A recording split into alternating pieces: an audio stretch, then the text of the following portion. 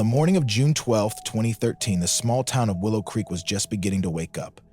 Coffee pots hissed, radios played softly in kitchens, and 27-year-old Eva Lawson tied her shoelaces for her usual morning jog. A habit she never skipped.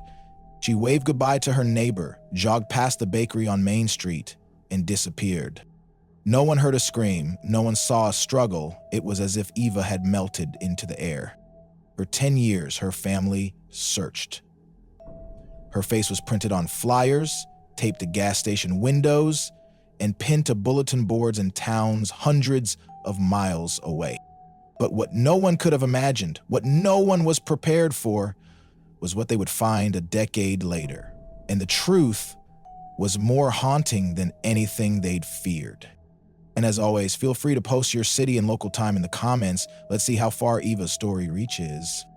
You walk through Willow Creek on that morning, the sun still soft, not yet fully awake. The street smell of fresh bread, lawn sprinklers tick. The world feels safe, familiar. You pass by Eva's white cottage. Her porch light flickers off as she steps outside, her hair pulled into a ponytail, neon running shoes hitting the pavement with a steady rhythm. She's done this every morning for 5 years, 5 miles. Same route, same time, rain or shine. By 6:05 a.m., she's jogging past the corner store. By 6:12, she's near the edge of Whitmore Trail. A neighbor across the street, Mr. Conway, spots her, just like every Tuesday. She gives a small wave. He nods. She turns the corner. No one ever sees her again. You don't notice anything unusual until much later. Around 8 o'clock a.m., Ava's classroom sits quiet. Her students are dropped off, but she's not there to greet them with a smile. By 8:30, the school secretary calls her phone, straight to voicemail. By 9:15, her coworker, Claire, drives to Eva's house. Her car is parked neatly in the driveway. Her purse is inside. Her phone is on the nightstand, still charging. Her keys are on the hook. But Eva is gone. You feel a chill even though the morning is warm. By 11 o'clock a.m., her parents are on the phone with the Willow Creek Police Department. A missing persons report is filed. Officers arrive within the hour and begin canvassing the neighborhood. Someone says they saw Eva running. Someone else isn't sure. Her usual jogging route is checked. Nothing.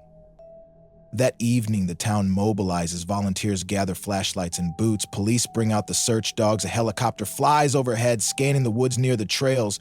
You join the line, walking shoulder to shoulder with strangers, calling her name into the trees. You find nothing. The next day, it gets worse. The media shows up. Flyers are printed. Social media posts spread fast. Have you seen Eva Lawson, they read? Beneath a warm photo of her in a blue sweater, her smile calm and steady. Her face fills every shop window and telephone pole. Her story is shared hundreds of times. Then, thousand. Bestio, nothing. You hear whispers. Maybe she ran away. Maybe she fell. Maybe it was someone she knew. But no one truly believes that. Eva wasn't the type to leave without a word. She called her mother every Sunday, even if she was sick. She texted Claire every night just to say goodnight. Her routine was so predictable, so carefully kept, that the sudden break in it feels violent. What confuses everyone the most is how clean the scene is. No signs of a struggle, no torn fabric, no dropped phone. Her smartwatch, if she wore it that day, was never found. Her footprints fade out halfway down the trail. Nothing leads off the path. No tire tracks, no broken branches. It's like she vanished into thin air. Her parents, Margaret and Thomas, are calm at first. Numb, really. They believe she'll come walking through the door at any moment. But by day 3, Margaret can't stop pacing. Thomas doesn't sleep. Eva's sister, Lucy, shows up from out of town and starts going through Ava's journals, hoping for a clue. She finds nothing unusual. Police hold a press conference. They say they're doing everything they can. No suspects, no signs of foul play. They're waiting on CCTV footage from the bakery and gas station near Main Street. The footage arrives that evening. Everyone gathers to watch. You hold your breath. At exactly 6:04 a.m., Eva jogs past the gas station. Camera, her stride steady. She looks relaxed, normal. Behind her, nothing. No cars, no one following. At 6:09 a.m. a traffic camera catches her crossing Whitmore Street. That's the last recorded moment. The rest is shadows and silence. The police pause on one blurry frame. There's a smudge of movement in the trees behind her, too vague to identify. Could be a bird, could be nothing, could be everything. They enhance the image. It stays blurry. You feel the air shift. The town does too. This isn't just a missing persons case anymore. This is something else. Something no one wants to name out loud yet, but you feel it sinking in your chest, like a stone. By day 5, the volunteer numbers drop. People go back to work. Life resumes, but cautiously. Doors are locked earlier. Joggers go in pairs. Parents hold their children tighter. But no one forgets Ava, especially her family. Because when someone disappears in broad daylight and leaves no trace, you don't rest. You don't accept, you just keep asking over and over, where did she go? And how did no one see it happen? You don't realize how fast fear spreads until you see it written across every face in town. By the end of the first week, Willow Creek feels different. The town has always been peaceful, predictable, neighbors waved, children played, doors stayed unlocked, but now glances are cautious, jogging trails are empty, windows are shut tighter at night. You see it in Claire, Ava's best friend who hasn't slept in days. She stands near the town bulletin board, stapling yet another flyer with trembling hands. You hear her whisper, someone has to know something. Like she's trying to convince herself more than anyone else. The police double down on their efforts. They bring in a canine unit from the neighboring county. The dogs sniff along Eva's usual jogging route, then veer into the woods beyond. But within a few hundred yards, they lose the scent. It's as if Eva stepped off the trail and simply ceased to exist. Search crews comb the area grid by grid. Volunteers scour the woods, creek beds, and back roads. A few old sheds and hunting cabins are broken into, nothing inside but cobwebs and rust.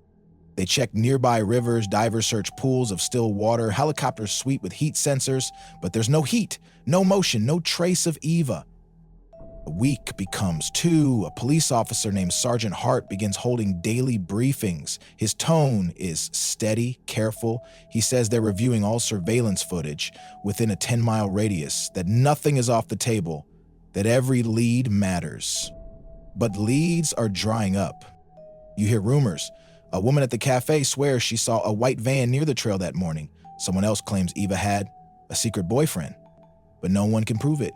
Each theory sparks a frenzy, only to fizzle under scrutiny. The town begins to fracture under the weight of uncertainty.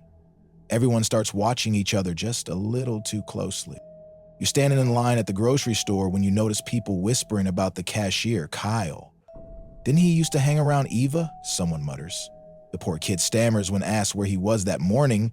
Turns out he was at work. Clocked in, on camera.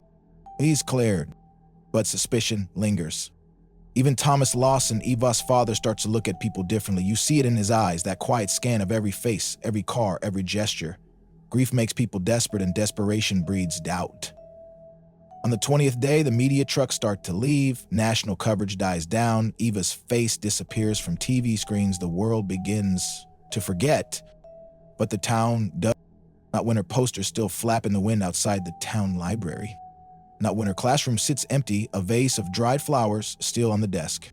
One afternoon, Sergeant Hart knocks on the Lawsons' door.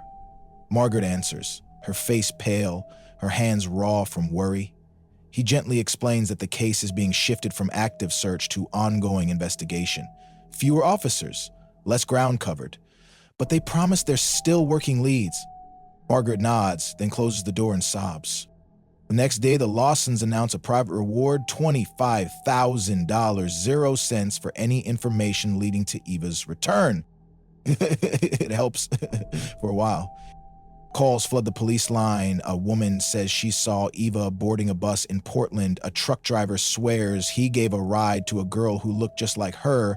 A psychic calls and claims Eva is beneath trees near water, but still alive. They check every tip. None of them lead anywhere. The town grows quiet again. Then something strange happens on day 32. A child named Drew, playing near the edge of Whitmore Trail, finds something in the weeds, a blue running shoe, half buried in dirt. It's Eva's size. The sole is worn, the laces are muddy, a small flower petal is stuck to the heel. It's the first physical item found since the day she vanished. Police tape off the area, forensics are called, the shoe is tested for DNA, fingerprints, anything. It's hers.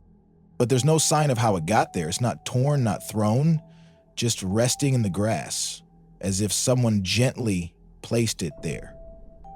It's both a discovery and a deepening mystery. Because the shoe wasn't there before, the area had been searched twice. So what does that mean? Did someone return to leave it? Is it a message? A warning? Or something worse? People begin locking their doors even during the day. Teenagers cancel plans. Joggers switch to treadmills. Life continues, but always with one eye over the shoulder. The Lawsons hold a candlelight vigil in front of Eva's old classroom. Dozens of people gather. Lucy reads a letter she wrote for her sister. Her voice cracks as she says, "If you're out there, Eva, we're not giving up on you. You're not forgotten. Come home." A hush settles over the crowd. They light candles. They cry. They hug each other close. But as the night grows darker, one question hangs in the air like smoke. Who left the shoe? And why now? It's been 2 months now. You still see Eva's face on flyers, but they're fading. Sun-bleached and curling at the corners. Some have been covered up by ads for yard sales or lost pets, but one stays taped to the window of the diner downtown. The owner, Mr. Faber, says it's staying there until she comes home. People admire his loyalty, but they also whisper, "She's gone. Maybe it's time to let go." You don't, because you remember the shoe, and you remember what Sergeant Hart said during that tense town hall meeting. Whoever placed it there wanted it found. That one sentence sticks.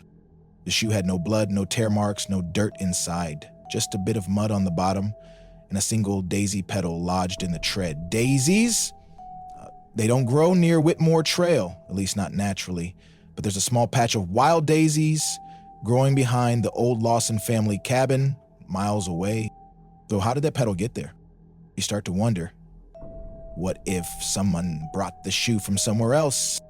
A tip comes in from a hiker who recalls seeing a man near the trail early the morning after the shoe was found. He describes someone tall, wearing a gray hoodie, standing motionless near the woods, just staring into the trees, he says. That detail gnaws at you. Police investigate but find nothing. No new footprints, no fresh tire marks, just silence. Until Eva's bank account lights up 3 months after she vanished. Her debit card is used once at a gas station in Clover Ridge, 140 miles away. Whoever used it buys a granola bar and a bottle of water. The clerk doesn't remember the customer, only that the purchase was made at 3:42 a.m. There's no camera footage. The CCTV was broken that night. Still, it's enough to reignite the search. You drive out there with Claire and Lucy, hoping for a glimpse, a clue, anything, but the roads are long and empty. No one remembers seeing Eva. No one even recalls the car at the pump. But a receipt proves the card was there. Was it Eva? Was it someone who took her? Or someone trying to make them think she was still alive? That's what haunts the Lawsons most, not knowing whether the clue is hope or misdirection.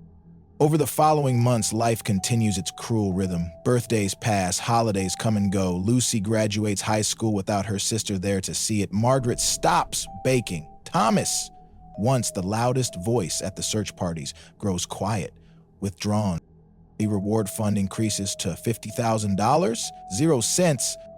People talk less now, but they still glance at every unfamiliar face in town, still jump when a branch snaps in the woods. The town of Willow Creek doesn't heal. It learns to limp. Then, on the first anniversary of Eva's disappearance, something happens again. That item is found. This time, it's her silver bracelet, engraved with her initials, E.L. It shows up in a mailbox, not the Lawsons' mailbox, Claire's. No note, no fingerprints, just the bracelet, placed gently on top of a stack of coupons and bills.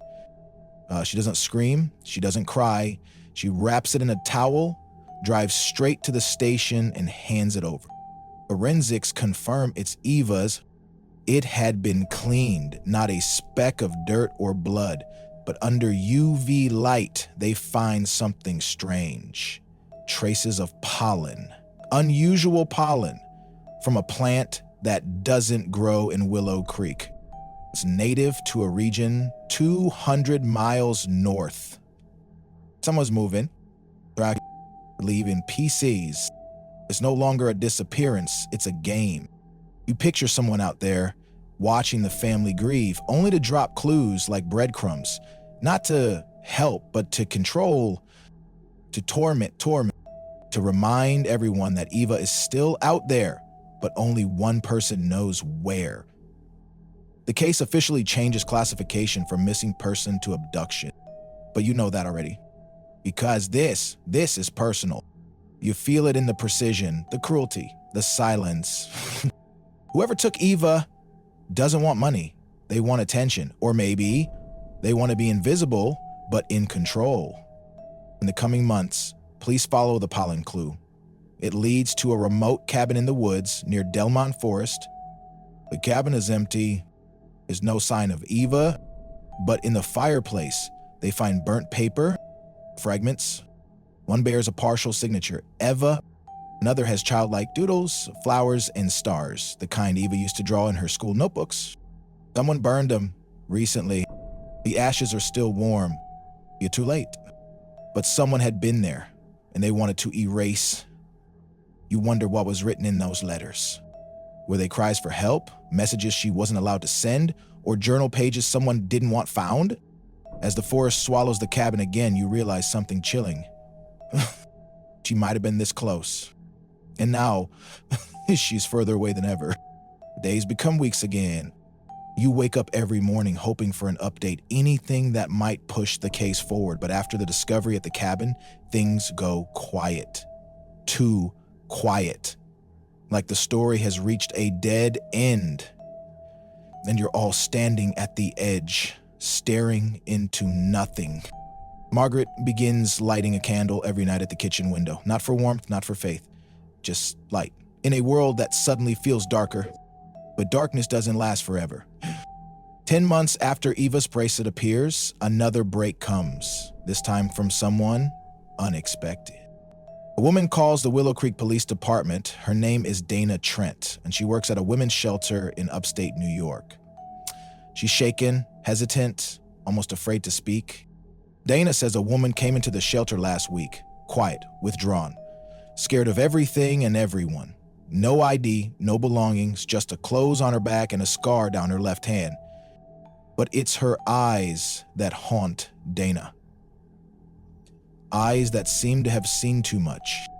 The woman wouldn't say her name, barely spoke at all, but she hummed a tune over and over again. A lullaby, and Dana remembered that lullaby. She'd heard it once, years ago, on a TV segment about missing persons. A family had sung it at a vigil for their missing daughter. His daughter was Ava Lawson. Detectives jump on the tip, they race to the shelter, but by the time they get there, the woman is gone, left in the middle of the night without saying a word. Security footage shows her walking barefoot down the street at 3:12, quote, I am, wrapped in a blanket. She disappears into the city.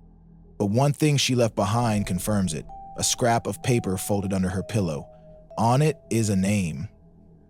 We'll see, Eva's little sister.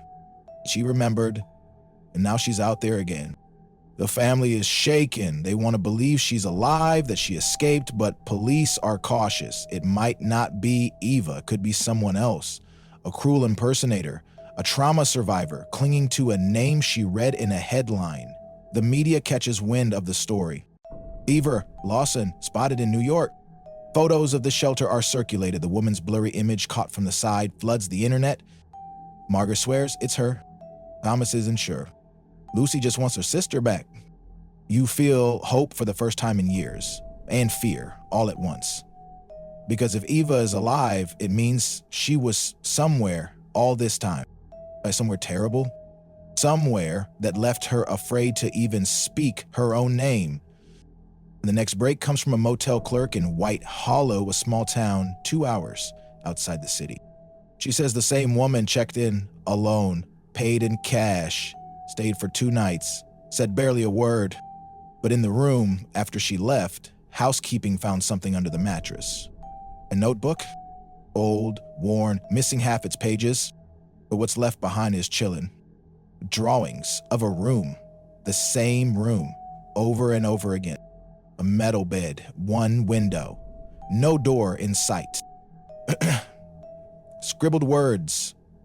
The man watches me sleep. He says I'm his gift. If I don't smile, he doesn't bring food. Each entry ends the same way. But I dream of Lucy. I dream of home. No one wants to say it aloud. But the signs are clear. Eva was held captive for years by someone who didn't just abduct her, but kept her hidden, trapped, conditioned. And now she's running. You don't know whether to feel relieved or horrified, because somewhere out there, the man who did this might still be watching, still hunting, and Eva might still be fleeing from him. The notebook is bag tagged and tested. Partial fingerprints match Eva's high school records. Is there no more doubts? But she's still missing. The police, desperate to find her before he does, launch a public appeal. If you see this woman, please don't approach her. Call immediately. Let her know she is safe. She is not in trouble. Eva, if you're listening, come home. The whole town watches the broadcast. Some cry. Some sit in silence. Some just whisper the same prayer over and over. Please let her hear it. And somewhere hundreds of miles away, maybe Ava does. But the next time she appears, it's not on security footage. It's not in a shelter. It's not in a motel. It's in a place no one ever expected. Behind the locked doors of a hospital room. You wouldn't recognize her at first. Not from the TV photos, not from the flyers, not even from her high school graduation picture that still hangs on the Lawson family wall. Because the woman in the hospital bed is a ghost of Eva Lawson. Gaunt, pale, her hair once thick and golden, now thinned and uneven, her cheeks hollow, eyes sunken, wide, always watching the door. But it's her. The nurse on duty that night says she was brought in by an elderly woman who didn't leave a name. Just dropped Eva at the emergency room entrance and disappeared. Eva was barefoot, shivering, barely able to walk, clutching a tattered blanket and mumbling one word again and again. And still, Lucy. They admit her under Jane Doe. Doctors treat her for severe malnutrition, dehydration, and multiple infections. She has scars, long-healed wounds on her back, arms, and one across her left cheek. But it's the psychological scars that shake them the most. Yeah, she doesn't speak for days.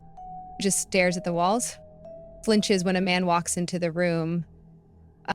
And when someone closes the door, she curls into the corner of the bed, trembling like a trapped animal. The hospital alerts the police.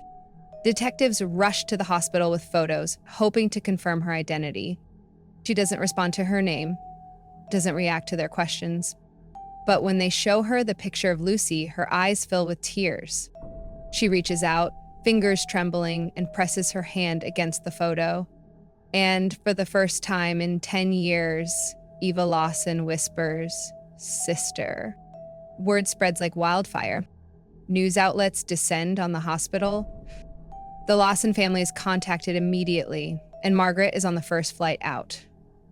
Thomas follows, silent and stoic. Lucy clutches her sister's baby photo the entire trip, holding it like a lifeline. When they arrive, security holds them back at first, but Margaret insists, "It's my daughter. Please just let me hold her." Inside the room, the nurse gently informs Eva that her family has come. No reaction. But then Margaret steps in. She doesn't say a word. She just sits down at the foot of the bed and begins humming the same lullaby. Eva's body stills, eyes wide, and then just barely her lips move. He hums along, off key, soft, but she remembers. And suddenly it's like time folds it on itself. Eva throws herself into her mother's arms. Her voice cracks as she sobs into Margaret's chest. Mom, I thought I'd never see you again. Lucy rushes in next, sobbing. Eva clings to her too, kissing her forehead, saying her name over and over like a prayer. Thomas stays back. But when Eva looks up, she whispers, Daddy. And that's when he breaks. Years of bottled pain collapse into one word. Maybe. The family is whole, but broken. Over the next few days, Eva begins to talk. Not everything, but enough. She tells them she remembers the jog, the sidewalk, the car slowing down, man offering directions, saying his dog had run off. Then, nothing, just darkness. And when she woke up, she was in the cabin, not the one they found later, another one, deeper in the woods. He moved her around a lot, she says, sometimes in a van, sometimes in a trailer. She never saw daylight for the first 2 years. I'm his miracle, she whispers, said God gave me to him because I was pure. Margaret covers her ears. Thomas walks out of the room. Lucy holds Eva's hand. You don't have to say more, she whispers. Not now. But Eva wants to. She needs to. I had to forget you, she says through tears. It hurt too much to remember. But at night, I'd whisper your names into my pillow, even when I wasn't sure they were real anymore. The family doesn't leave her side. But outside the room, the investigation kicks back into full gear. They now know Eva was moved, hidden, possibly held by one or more people. And now they have a new goal. Find him before he disappears like she once did. The FBI joins the case. The notebook from the motel is analyzed again. One entry stands out, a name scribbled in a corner. Mr. Fielding. No other context. No first name, just that detectives pull every file they can find on Fielding in the region. Contractors, landlords, truck drivers, former park rangers, nothing matches. Until a junior agent stumbles upon a record buried in an old real estate transfer. A man named Walter Fielding bought a series of properties between 2005 and 2014, all rural, all remote, all now abandoned. Or one of them, the cabin where Eva's bracelet was found. They now have a name, a face, and a question. How many others were there? Because if he did this once, he may have done it before. Or again, and Eva might not be the only one. You picture his face, ordinary. Not the monster you imagined, not a shadowy figure lurking in alleyways. Walter Fielding looks like someone's uncle. Mid-50s, graying hair, round glasses, faint smile in his driver's license photo. And that's the chilling part. Because nothing about him stands out, nothing screams danger. He's the kind of man who holds doors open and chats about the weather and grocery lines. The FBI digs deeper. He has no criminal record, no family, no steady employment. But what he does have is land. A trail of property purchases scattered across state lines, cabins, trailers, storage units. Most were sold again, some burned down, all remote, no neighbors, no paper trail of tenants or visitors. Fielding paid cash for most of them. The media starts calling him the Whisperer, a ghost who vanishes between camera frames, a name passed from victim to victim in a trail of silence. Eva watches the reports from her hospital bed. Every new discovery sends her spiraling into memories, some foggy, some sharp as blades. She begins to sketch. Scenes from the cabins, the shape of his hands, his rituals. He prayed every morning, she says, and every night, but not like a good man, like someone begging to be forgiven. She draws the inside of the van, the shelf with labeled jars, one marked memories. Inside it, she remembers teeth, hair, buttons from coats, souvenirs, evidence, horrors that haven't yet come to light. And then finally, she remembers a name. He whispered it once, late at night, like a secret. Cora. Eva tells the FBI. They search missing persons databases, and they find her. Cora Mitchell, banished from her college campus in 2009. No leads, no clues. Until now, Eva remembers her voice. Gentle, full of hope. She sang to herself, Eva says. It's how I knew she was still alive. The team now knows Cora was one of the first. Maybe the first, which means Fielding has been doing this longer than anyone thought. 15 years, maybe more. And he's still out there, somewhere, changing names, changing faces. What Eva remembers, one last thing, a place. It's a house with a blue door. Not one of the cabins, not one of the properties the FBI knows about. Something older, where it all began. A place she was kept for training, where he told her she had to be broken before she could be his. And in that house, she remembers the sound of another child crying. The sound of that child's sobs never left your ears. High-pitched, muffled, like it came from behind walls, too thick, too cruel to echo anything but fear. Eva couldn't see her, just the crying, a little girl, maybe 6, maybe younger. One night, the crying stopped, and it never came back. You lean closer now, hearing the words as Eva says them through chattering lips. She called him daddy. The FBI agents go still. You can almost feel the weight shift in the room. That word and the intimacy of it, the horror behind it, flips the case on its head. They've been looking for a predator. Now they might be looking for a captor who started this long before Eva was ever taken. Someone who didn't just hunt strangers, but raise victims. Eva sketches the house. She remembers everything.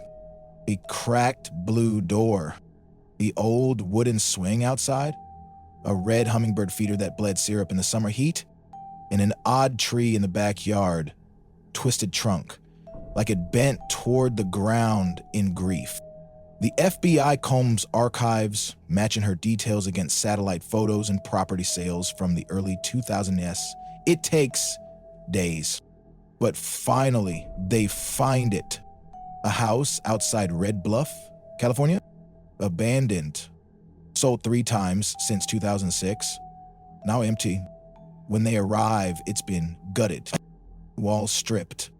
Flooring pulled up. Nothing but bones of a house remain. But in the crawl space under the stairs, they find something. Darwin's, childlike. Crayons on cardboard. A man's face over and over. Long arms. Or big eyes. Always smiling. And one word, scrawled repeatedly in another corner. A tattered dress. Tiny, pink, blood on the hem. DNA confirms it doesn't match Eva or any of the other known victims, and it belonged to someone the world never reported missing. A ghost girl, hidden, raised, and likely discarded. The FBI issues a new statement. Walter Fielding isn't just a predator. He's a builder of cages, a weaver of control. He raises them young, breaks them, uses them.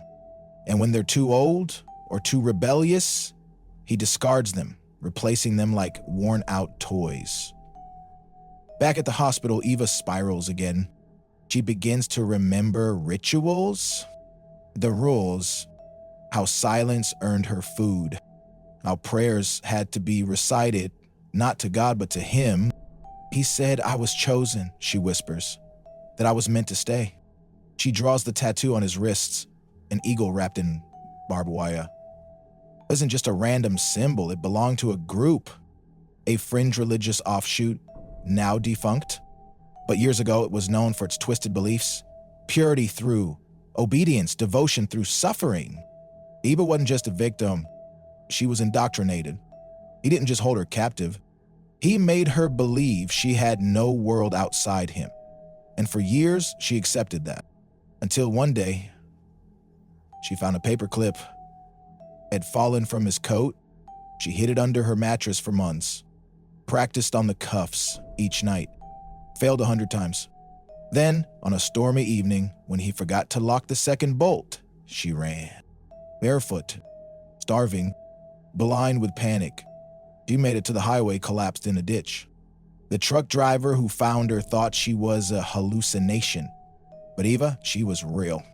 And her escape lit a fire because while she recovered in the hospital, the FBI was digging up more.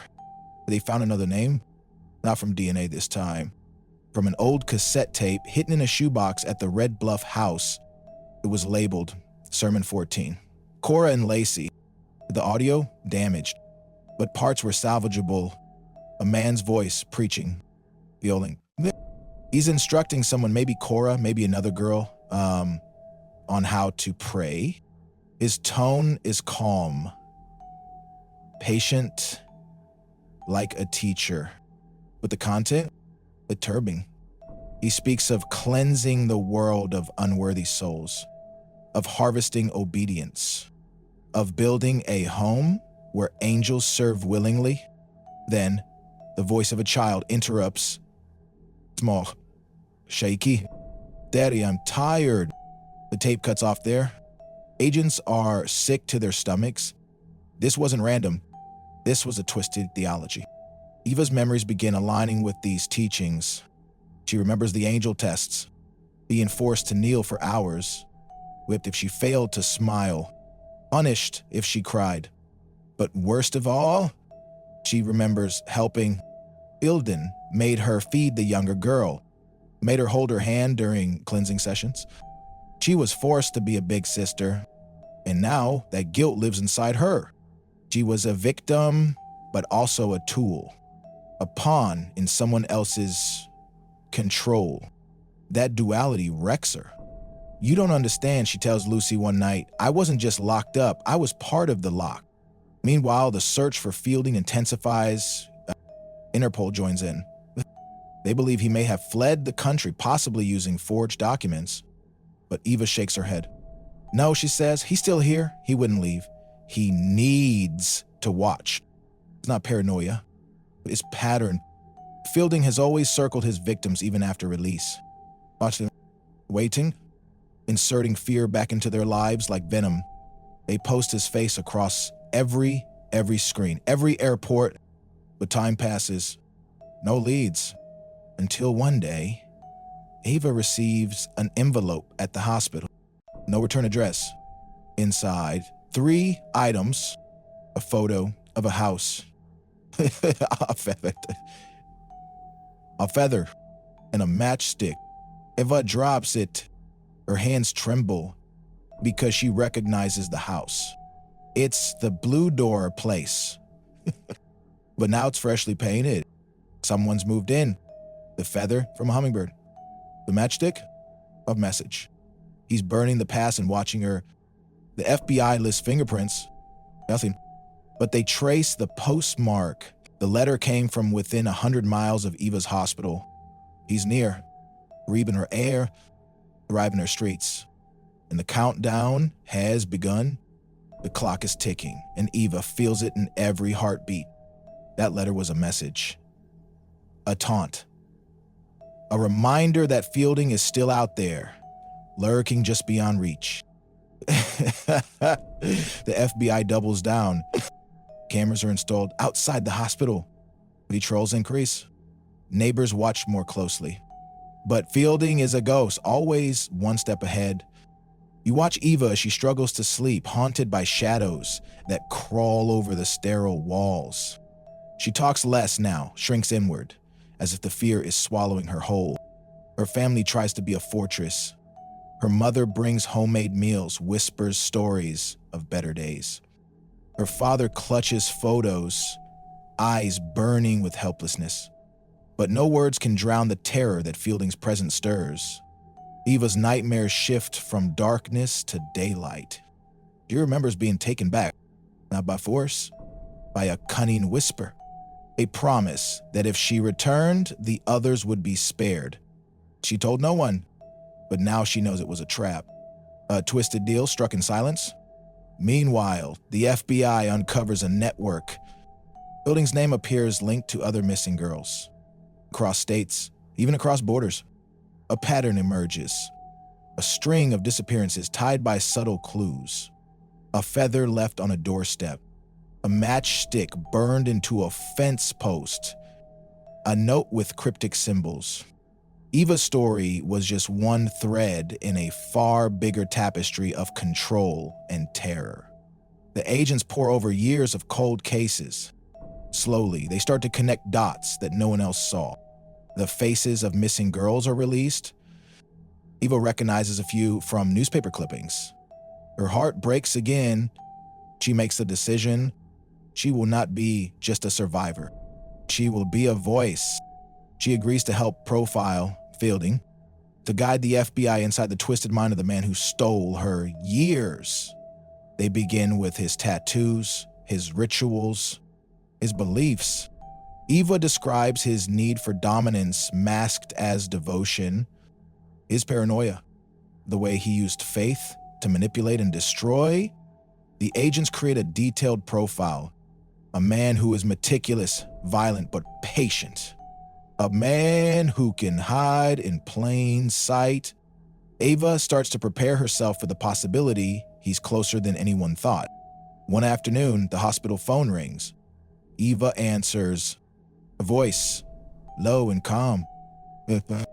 It's him. Fielding. And the room goes cold. Her hands shake. Her voice is steady, barely above a whisper. Why? He replies, because you belong to me.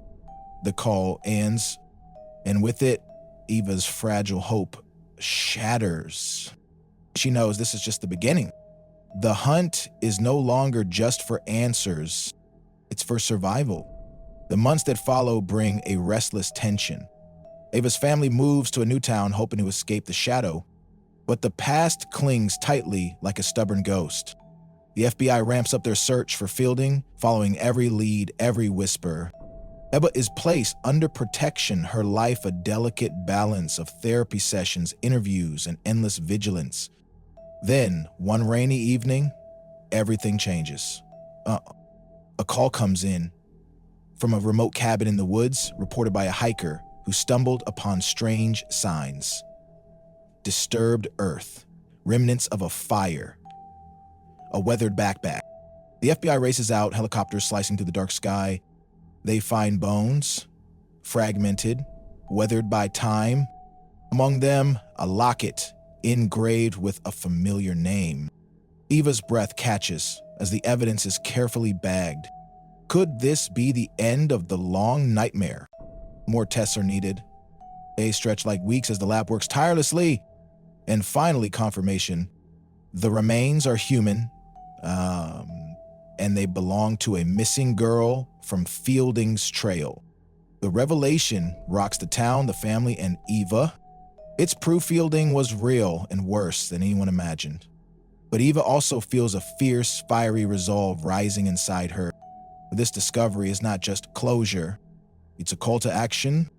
She starts working with organizations to raise awareness about missing persons and the dangers hidden in seemingly quiet neighborhoods. Her story is no longer just about survival, it's about change. She speaks publicly, her voice steady, inspiring. The community rallies around her, but deep down, Eva knows the danger isn't gone. Fielding's web of terror is vast and the hunt continues.